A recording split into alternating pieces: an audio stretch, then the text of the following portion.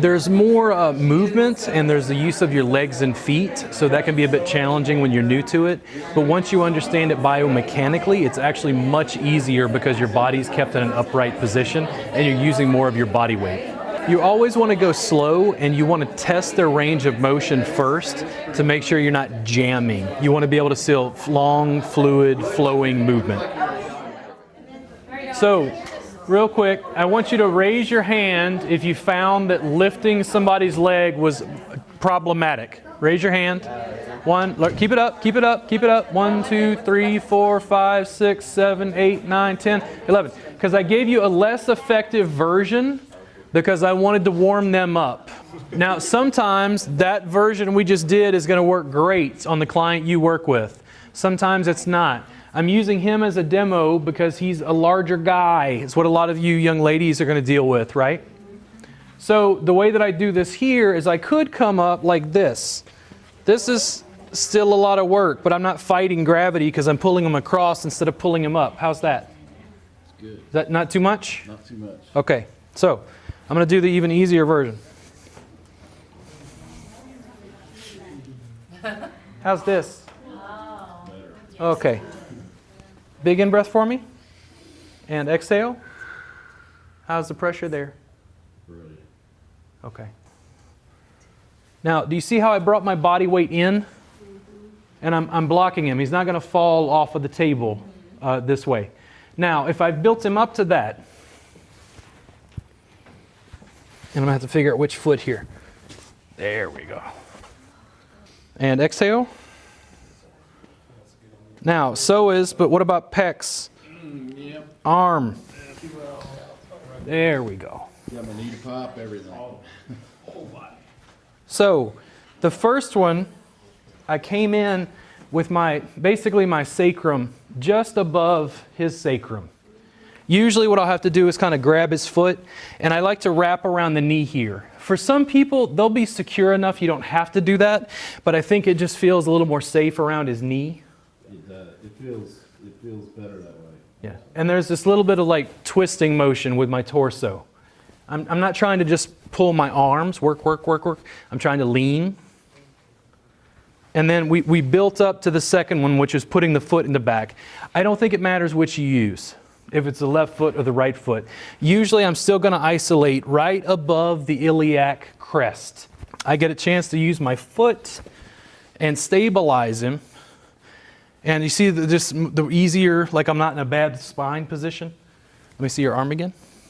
And then the grip, it just depends on his shoulder rotation. I'm not trying to force. I'm trying to find what gives him a simple one-sided back bend. Big in-breath again. And exhale. Now see the little toggle, the bow? You like low or high? High. Okay, more high. He wants up here. There we go. Excuse me, low. Oh, okay. I was backwards. Oh, you're fine. So low.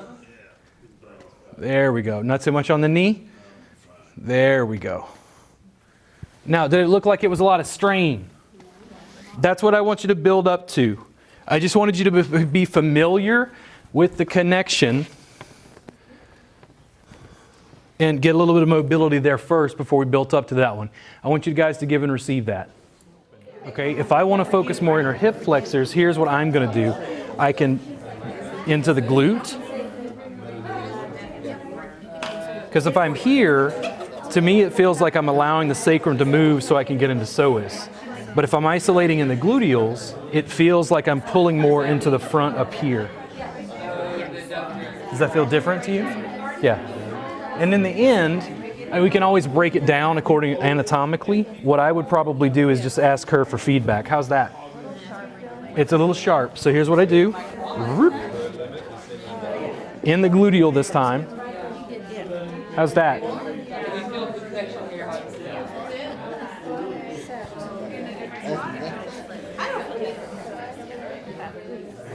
Just an additional option. If you don't like the foot, you don't like the knee, you could still use the elbow.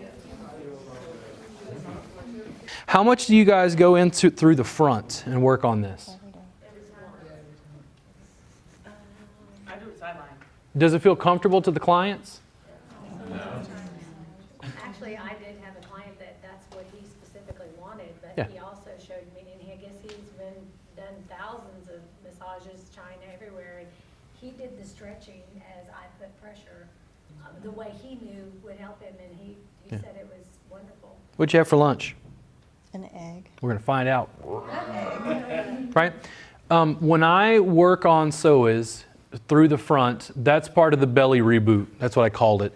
The session is 90 minutes long. I'm going to uncover her belly, use coconut oil, and I'm going to soften all this. Probably 30 minutes, just like working my way in. And then after all the superficial muscles feel like butter, it starts to feel like I'm working on abdominal organs. Like I can literally get to the point where I'm pressing on her spine from the front. Usually not after a meal, right? The way that I would address psoas, especially for new people, I think sometimes when you just say psoas to clients, they go, I used to not like psoas work because people would just kind of dive in, and I just felt like I was kind of sensitive here. It was too sharp. Do you use your fingers, Danielle?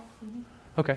Do you dampen at all? Yeah. Like, what do you do? Use a pillowcase or something, or? Sometimes I use the sheet or the blanket, or I'll stack my fingers. Okay. Breathing, just going soft. Yeah, and then you have them breathe to like work through it. Okay.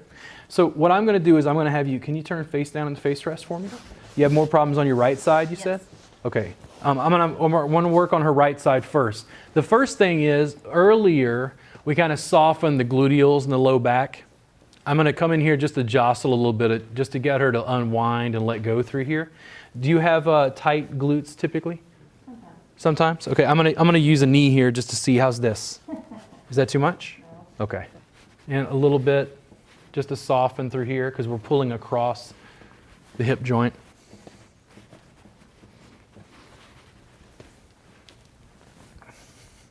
I'm going to do the single leg variety, okay, the single leg version. This is much easier on a table. I'm going to hook under so that I can get a grip here. And I'm just going to walk her through a range of motion first. How's that? Okay, it's not too much pressure, not uncomfortable? Okay. No pinch in your low back? Okay.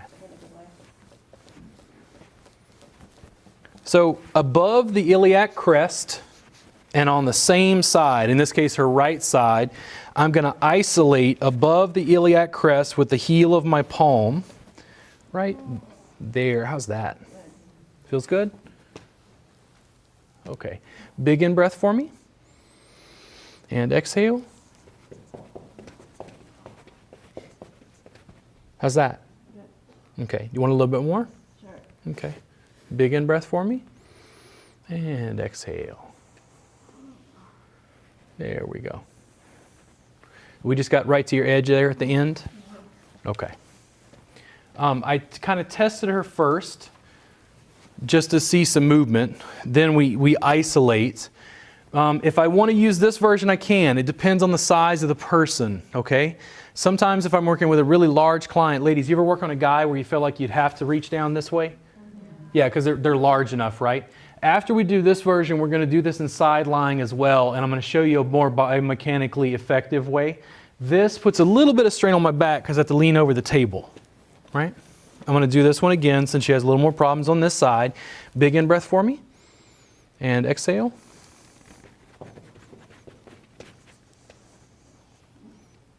Now, you tell me, a little more lateral or a little more medial?